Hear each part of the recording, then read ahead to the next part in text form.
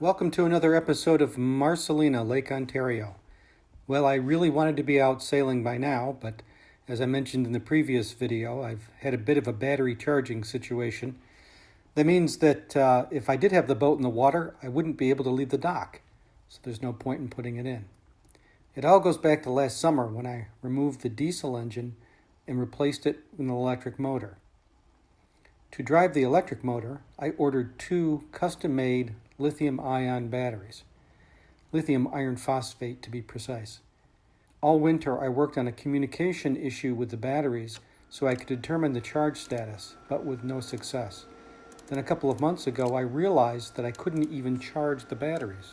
The charger manufacturers decided that the chargers were defective, so before they sent me new ones, I told them that I couldn't handle the two 25 amp chargers that they originally sold me, and instead to make just one 15 amp charger. So of course, I got two more 25 amp chargers. I did eventually get a 15 amp charger, but it still won't charge the batteries. So the battery manufacturer has now concluded that the battery management system, or BMS, is defective. Unfortunately, the same computer chip shortage that has affected the auto industry is now keeping me from getting a new BMS. So here I sit, waiting and hoping that we can solve this problem sooner rather than later. Some of you might be wondering, well, why don't I just use the house battery bank, the batteries that run the lights, chart plotter, fridge, and other boat systems to run the drive motor? Well, the easiest way to answer that is to show you a rough sketch of the electrical system. Let's start with the drive battery system. It consists of two 54-volt modules hooked in series to put out direct current, or DC voltage, required by the motor, which is 108 volts.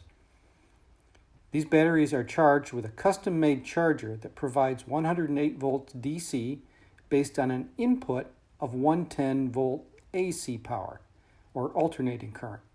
The 110-volt AC power I have access to either where I'm stored on land or when the boat is at the dock.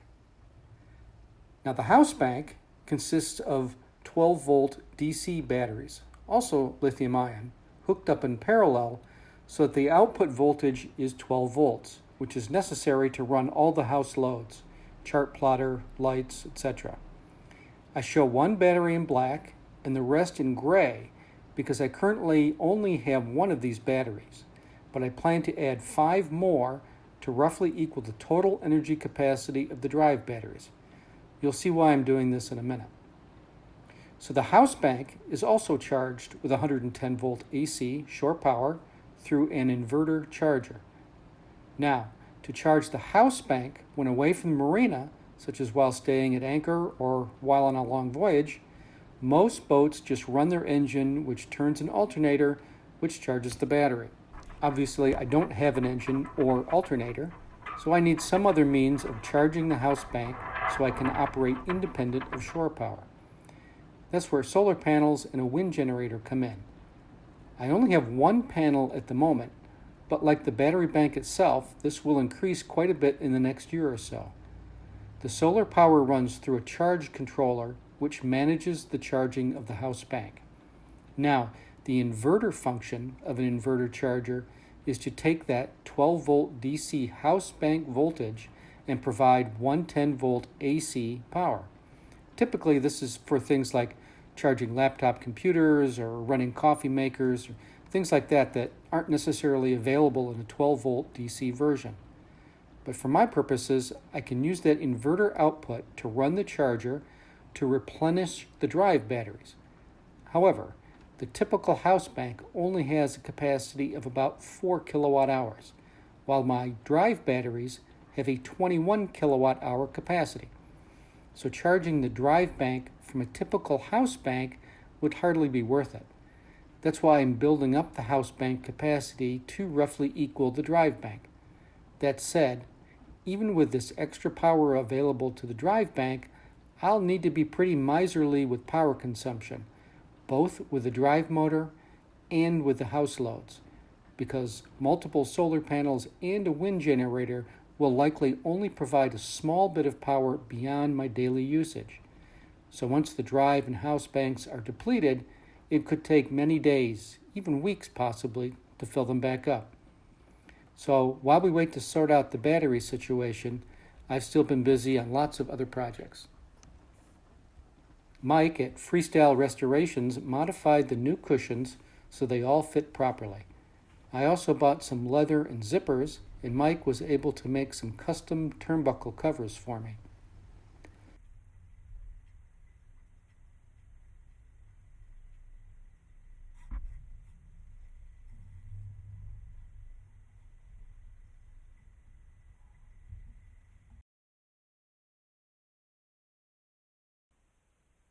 Some of the deck core was exposed under a couple of the hatches, so I epoxied over the exposed core to prevent any water that might get in from wicking into the core. I then painted it white to match the ceiling.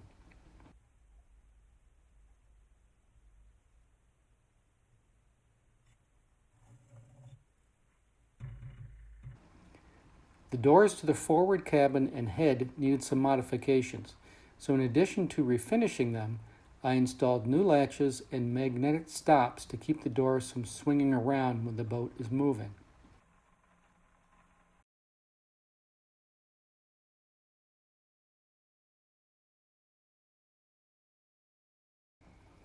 As I mentioned, I replaced the last lead-acid battery I had with a high-capacity lithium-ion battery, one of hopefully 6 total.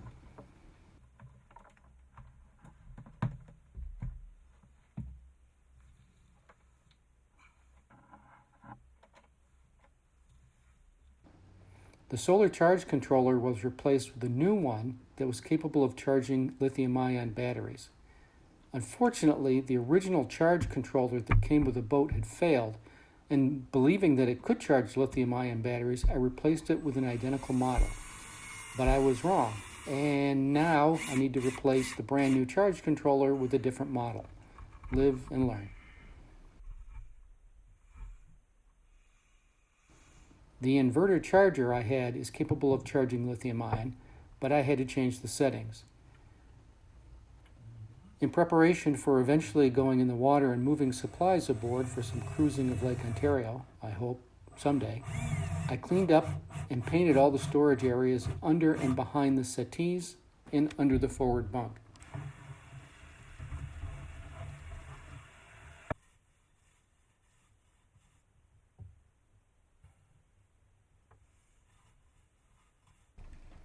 Oh, and Chris from Encompass Design finally had a day that was warm enough and with little enough wind to apply the new graphics to the boat.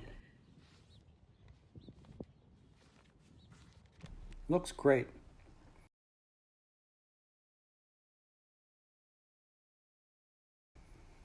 I swear that the check valves I installed last year in the bilge pump hoses worked just fine when I put them in. But when I tried them this spring, they blocked the flow in both directions. My son helped me move one of the batteries to get to them, and I found that the rubber valve inside was completely useless. We removed the valve and tested the pump to make sure that the pump itself wasn't the problem, which it wasn't.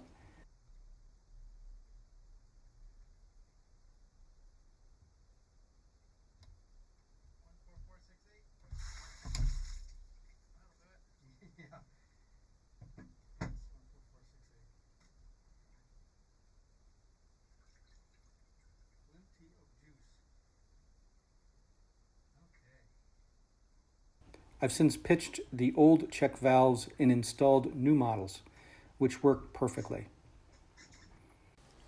During the operation, I managed to drop one of the hose clamps into the bilge, and you can see my son on the steps on his phone. I wasn't sure what he was doing, but he actually ordered me an extendable magnet, and it came in kind of handy. I got the clamp, plus a few extra bonus items. Grab bars were installed, including what I'm calling the stripper pole, to make sure that the crew has something to hold on to while moving about the boat while underway. I suppose it could also be used for entertainment. I'm down to doing mostly cosmetic work, like refinishing interior woodwork. If the boat ever goes into the water, my carpenter can get back to work to complete the rear cabins. it's much easier for him to work with the boat in the water than to climb up and down the ladder where it currently sits. Well, that's it for this episode. Let's hope we can salvage at least some of this season on the water, and hopefully I can bring you some sailing videos. Thanks for watching.